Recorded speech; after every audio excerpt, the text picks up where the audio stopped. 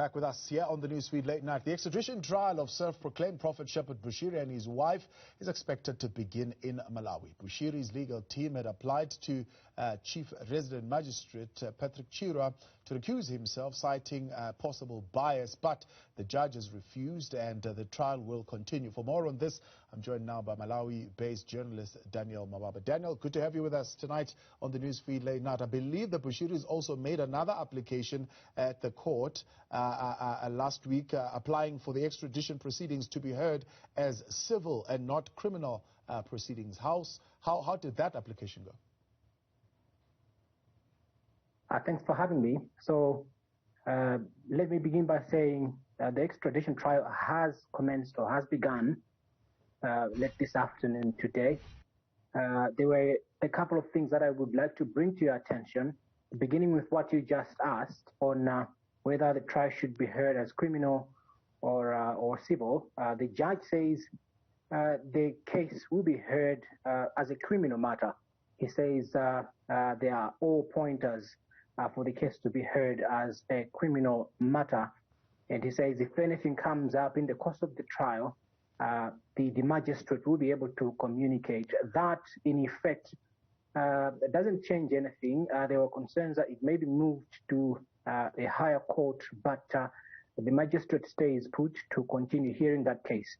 The second thing that transpired in court earlier today is that the Bushiris applied to the court to officially request that the extradition papers from South Africa be made available, but also be authenticated by way of applying in witnesses to stand in court under oath.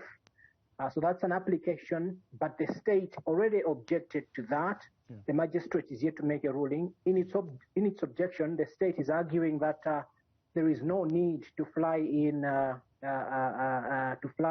witnesses from South Africa to authenticate or confirm the extradition case from South Africa. The Bushiris are worried that the papers may just been cooked up, but the state is arguing otherwise, and also arguing that this could just be a delay tactics by the Bushiris. Yeah. So the state arguing that this is a preliminary inquiry, then not a trial, and therefore does not require that the witnesses be flown in to appear in person. Mm-hmm. Exactly that. And the state is further arguing that it may mean that the Bushiris or the witnesses stand double trial, which is not necessary at this stage. And so, but then the magistrate has gone ahead to order the state provide